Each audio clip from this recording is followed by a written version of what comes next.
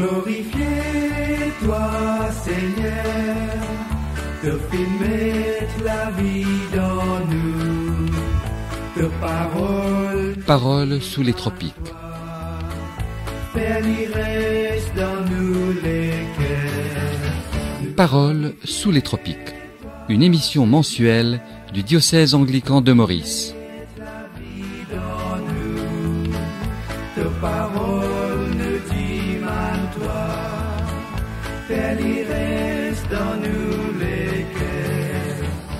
Paroles sous les tropiques est une émission qui vous est présentée chaque dernier mercredi du mois.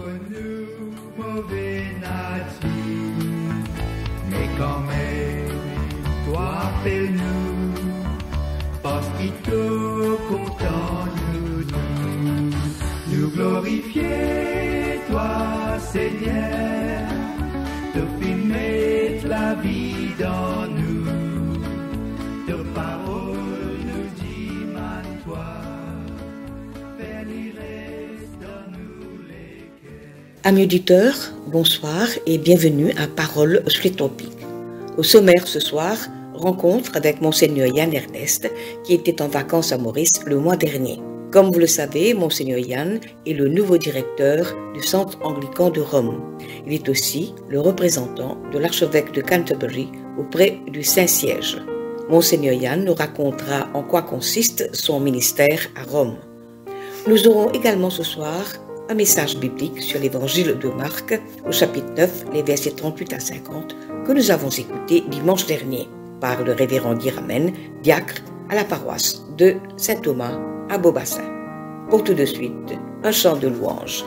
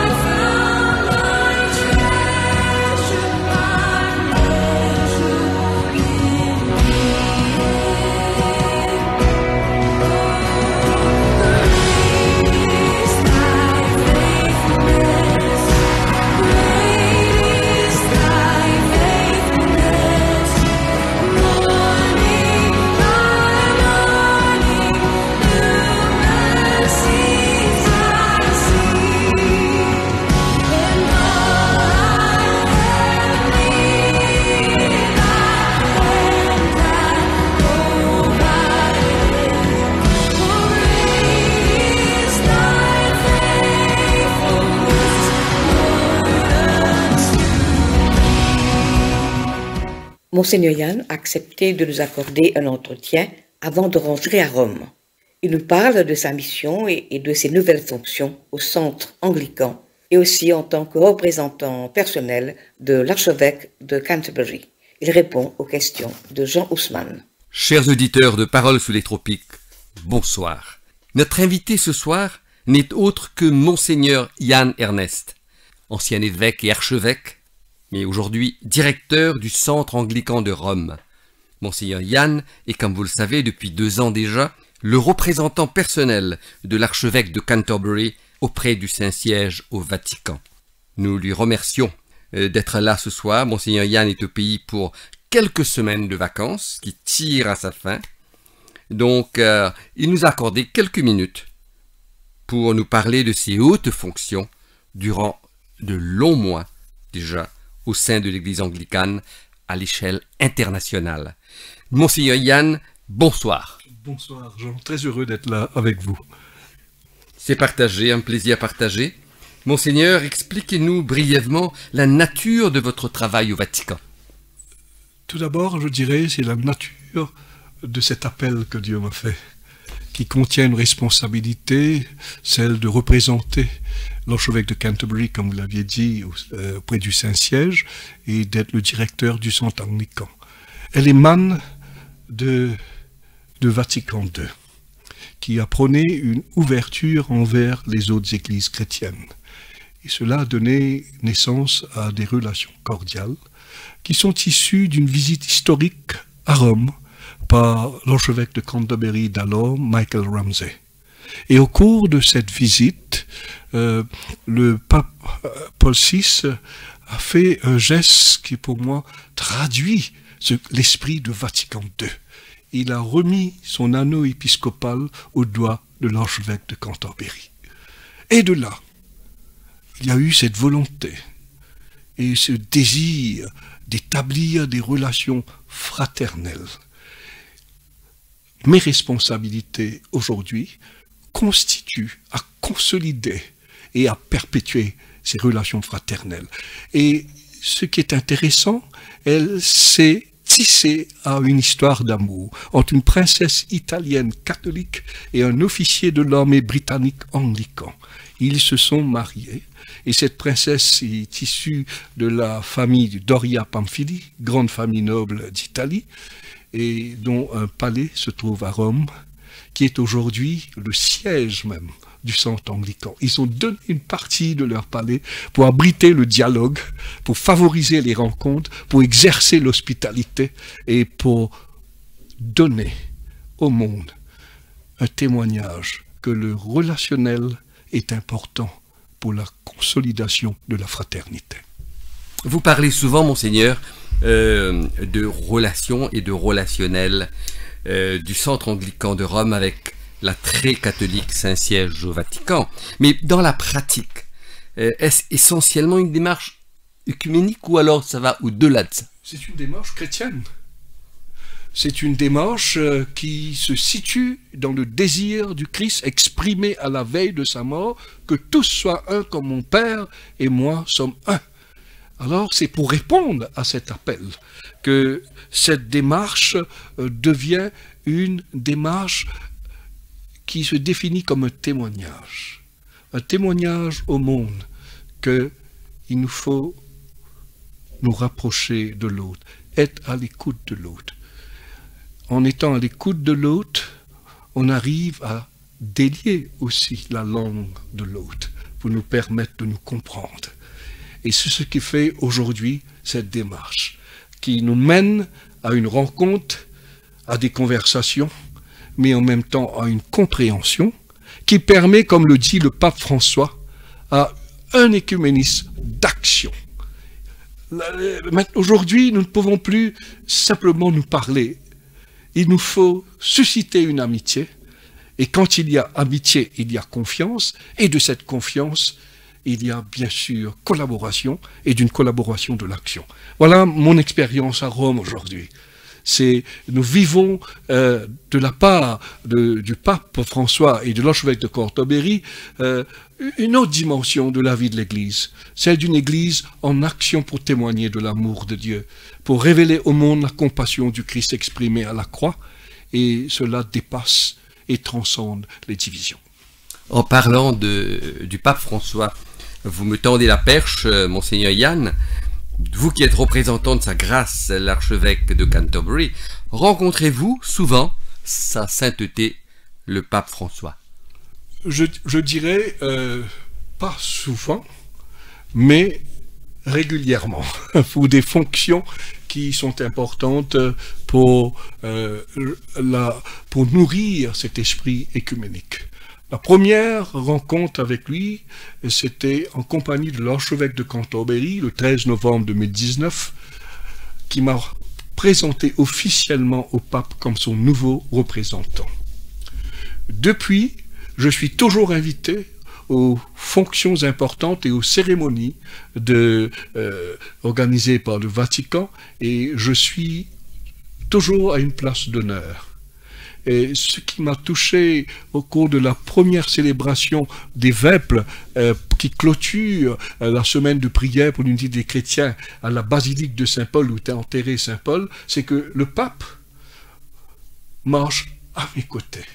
Il ne marche pas derrière moi, il demande aux représentants de l'Église orthodoxe et aux représentants de l'Église anglicane à marcher à ses côtés. Alors, cette rencontre pour moi m'a marqué, parce qu'il a démontré cet esprit d'humilité. Puis, je le rencontre à travers le dicaster pour la promotion de l'unité des chrétiens, représenté par le cardinal Koch et Monseigneur Brian Farrell. Et c'est là que j'arrive à comprendre le désir du pape en ce qu'il s'agit de l'écuménisme. Et cela déborde aussi sur l'interreligieux. Puis, il y a des signatures de protocoles. Par exemple, pour les religions abrahamiques, nous avons signé ensemble un document contre l'euthanasie, puis un document le 20 octobre pour la paix dans le monde, avec les différents chefs religieux venant de toutes les parties du monde, et je me suis retrouvé au cœur de ce leadership religieux mondial et apportant ma signature au nom de l'archevêque de Canterbury. Puis ensuite, récemment, nous nous sommes rencontrés pour prier pour le Liban ensemble. Et il y a eu d'autres instances où nous nous rencontrons, mais je le rencontre à travers le dicaster pour la promotion de l'unité de chrétiens, où j'arrive à comprendre la vision du pape pour favoriser une entente cordiale pour accueillir les autres chrétiens. Monseigneur Yann, en 2001, sur un autre ordre d'idées, fut créée la Commission internationale anglicane catholique romaine pour l'unité et la mission, qu'on appelle IARCOM, j'espère que je prononce bien, composée de 7 évêques anglicans d'un côté et de 7 évêques catholiques de l'autre. Existe-t-elle encore? Si oui, comment interfacez-vous avec cette commission? Le Centre anglican est un facilitateur du dialogue anglican catholique romain.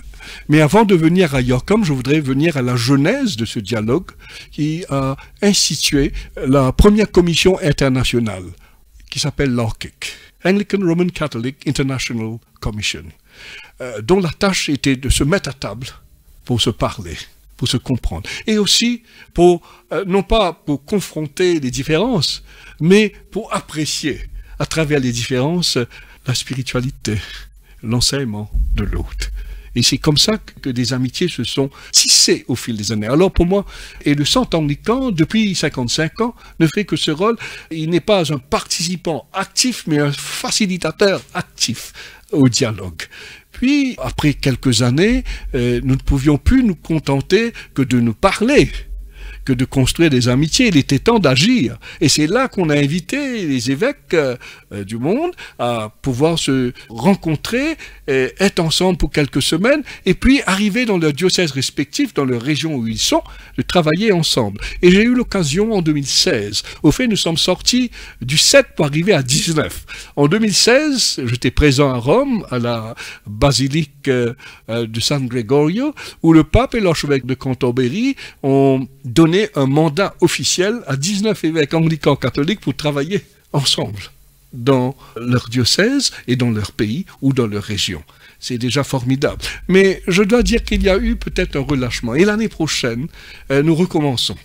Et là, je suis partie prenante dans ce processus pour encourager d'autres évêques à travers le monde. Ce qui est important de retenir dans ce dialogue, c'est que le Vatican, à travers le dicaster pour la promotion de l'unité des chrétiens, a produit, et le pape a posé sa signature, un document qui s'appelle Vademecum. C'est un document qui demande aux évêques de l'Église catholique de faire que l'œcuménisme n'est pas une option, mais bien une obligation dans leur mission. C'est formidable. Alors, je dirais que Yarkik et Yorkum, aujourd'hui, sont des bases sur lesquelles nous pouvons arriver à contenir un dialogue respectueux, honnête, intègre, tout en suscitant des vocations nouvelles concernant la collaboration écuménique. Très bien, Monseigneur Yann. Est-ce que vos nouvelles attributions vaticanes sont-elles plus lourdes et plus compliquées en comparaison avec ce que vous faisiez à Maurice, avec ces longues années passées aux commandes de l'Église anglicane locale? Je dirais qu'elles sont uniques et différentes, mais en même temps complémentaires. Car pour être à la place que j'occupe, il faudrait que je sois tout d'abord un évêque et un archevêque. Alors, ce sont là une accumulation d'expériences en tant que personne mise à part pour diriger, pour conduire, pour guider l'Église, le peuple de Dieu. Puis ensuite, Dieu m'a choisi aujourd'hui pour être un intervenant dans la vie de l'Église universelle, de toute l'Église, pour que nous arrivions à construire un esprit de fraternité. C'est tout à fait différent, le milieu est différent, la culture est différente, mais derrière, il y a une histoire millénaire. Avec l'arrivée des premiers chrétiens et avec les martyrs et l'Église, et nous voyons une Église qui naît, qui fait face à des persécutions, mais qui ensuite grandit et qui devient une Église universelle qui a un impact, une influence extraordinaire sur le monde. Nous voulons, nous ne voulons pas aujourd'hui. L'Église a encore cette influence. Elle a encore cette influence, alors je dirais, elle n'est pas plus compliquée, mais elle est complexe de nature, c'est vrai, mais comme toute organisation où il y a, je dirais, un peu de subjectivité, il nous faut une certaine complexité. Mais nous ne pouvons pas agir sans la grâce de Dieu, sans l'action de l'Esprit Saint, et sans être fidèles à notre vocation première, c'est-à-dire être obéissant au Christ. Bien, l'Église anglicane de Maurice organise ce mois-ci, comme vous le savez, une semaine de vocation. Dans sa quête d'engranger, de faire des appels à des vocations neuves, des vocations nouvelles, sacerdotales, mais aussi laïques. Vu du Vatican, quel regard portez-vous sur la situation des vocations neuves dans le monde? Ce que je dirais est crucial à notre vie en tant qu'hommes et femmes vivant aujourd'hui. Il y a un effritement d'écoute. On ne s'écoute plus. On ne se parle plus. Et pour susciter, si vous voulez, une vocation, il nous faut être à l'écoute, tout d'abord à l'écoute de Dieu. Malheureusement, quand on parle de vocation aujourd'hui, c'est comme si c'est nous qui avons le choix. C'est nous qui déterminons notre vie avec Dieu. C'est nous qui traçons notre parcours spirituel. Mais c'est pas vrai. C'est pas vrai. Et nous essayons de le comparer avec le monde matériel dans lequel nous vivons. Et c'est une autre carrière. Voilà ce que je dirais non. Dès notre baptême, nous avons à tisser des liens d'intimité avec Dieu, nous laisser porter par la présence de Dieu. Le silence dans toute relation est parfois très important. Si nous sommes des amoureux, nous allons dire que très souvent c'est dans le silence qu'on apprend vraiment à apprécier et à aimer. Et Dieu est silencieux. Il faut apprendre à l'apprécier, à l'aimer. Et c'est là que le goût de Dieu vient. Et la vocation, c'est entendre sa voix. C'est se laisser porter par cette voix. Et en même temps arriver à discerner où elle nous mène. C'est ça l'appel. Et je dirais à ceux qui voudraient donner une réflexion sérieuse dans leur relation avec Dieu, ce n'est pas rechercher à ce que je peux faire pour Dieu, mais rechercher à ce que Dieu veut que nous fassions pour lui. À la veille de votre départ pour regagner Rome, Monseigneur, auriez-vous un message spécial pour cette communauté anglicane de Maurice qui vous tient tant à cœur? Je vous laisse la parole en guise de conclusion à cet entretien. Vous vous êtes servi d'un mot, Jean, qui m'interpelle, c'est le mot communauté. Ce qu'il nous faut aujourd'hui, c'est que le Covid-19 a réveillé en nous, c'est que nous avons perdu le sens de la communauté. Nous sommes devenus des consommateurs de toutes choses, et même de la foi, de la religion. Si nous voulons que l'Église soit celle à la terre et lumière au monde, quelle que soit l'Église à laquelle nous appartenons, il nous faudrait construire cet esprit communautaire. Et quand je parle d'esprit communautaire, c'est se donner avant tout. Alors, on parlait de vocation, Et maintenant, on parle de message. C'est la vie de l'Église. C'est être appelé pour témoigner d'un message qui soit bonne nouvelle, celle de Jésus-Christ. Continuez, n'arrêtez pas, n'ayez jamais peur. Parce que la peur, très souvent, peut nous paralyser. La peur de l'autre, la peur des conditions sanitaires d'aujourd'hui, la peur de pouvoir s'affirmer. Je suis un homme très timide par nature. Je ne parlais pas beaucoup quand j'étais jeune. Mais par la grâce de Dieu, c'est par la parole qu'il m'utilise. Très bien. Merci Monseigneur Yann pour ce temps consacré à notre antenne. Merci. Parole sous les tropiques vous souhaite davantage d'exaltantes et de fructueuses missions à Rome en tant que directeur du Centre anglican de Rome. Et comme je le disais, en mai 2019, au moment où vous alliez assumer vos nouvelles fonctions, continuez, Monseigneur, à être cet homme pont, ce trait d'union essentiel pour le réchauffement de nos églises chrétiennes. Vivement le rapprochement des chrétiens. Bonsoir, Monseigneur Yann. Bonsoir et merci encore pour votre hospitalité chez Parole sous les tropiques. Le plaisir est pour nous. Merci, Monseigneur. What a friend we have in Jesus, all our sins and griefs to bear. What a privilege to carry everything to God in prayer. Oh, what peace we often forfeit. Oh, what needless pain we bear. All because we do not carry everything to God in prayer.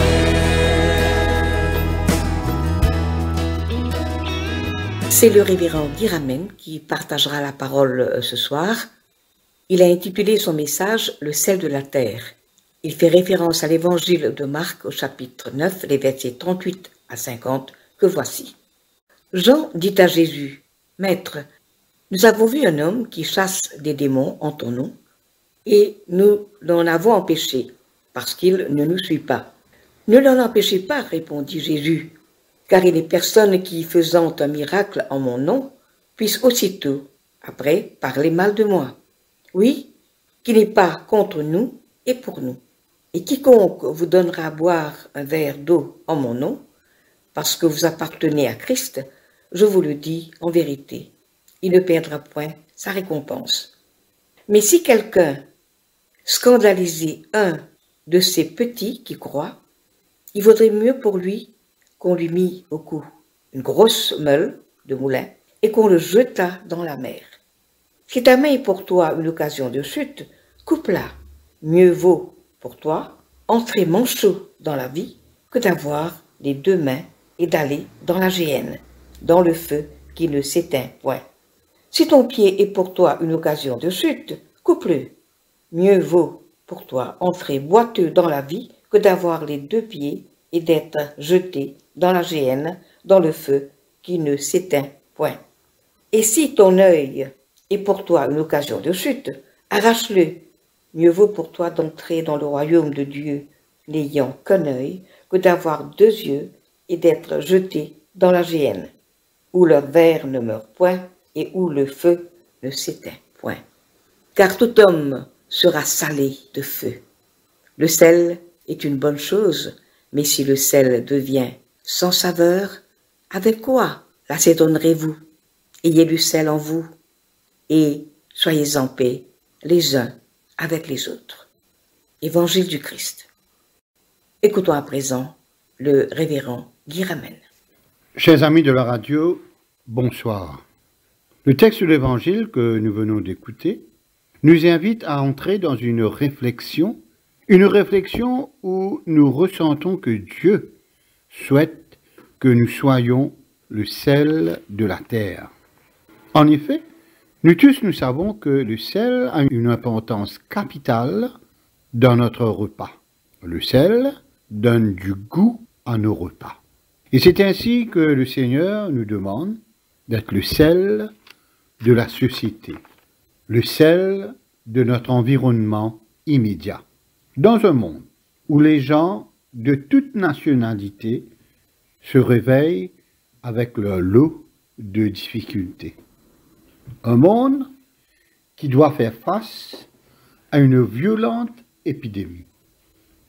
Une épidémie qui bouleverse tout sur son passage. Les écoles ferment, les hôpitaux sont débordés, même le cimetière est rempli. Les activités économiques sont asphyxiées. Les frontières se peinent à rouvrir leurs portes. Nous passons donc des moments très très difficiles. Et c'est dans cette situation si compliquée et si difficile que notre Seigneur Jésus-Christ nous invite à être le sel de la terre, à être des témoins de sa parole. Le monde a besoin du goût. Le monde a besoin de chacun de nous pour redonner goût à la vie, pour encourager les familles affligées, non seulement par la pandémie, mais aussi par toutes sortes de fléaux qui affectent la vie de nos familles. Avec ces fléaux, avec la pandémie, nous sommes à terre. Alors comment nous pouvons faire donc? Comment nous pouvons faire pour qu'il nous capables d'être le sel dans les mondes autant compliqués et autant difficiles? Comment nous capables de faire la différence dans les mondes pareils? Comment nous pouvons donner goût à nos camarades qui nous perdent goût pour vivre? Alors d'abord, bon Dieu, il invite nous et il dit à nous, nous-mêmes, garde courage.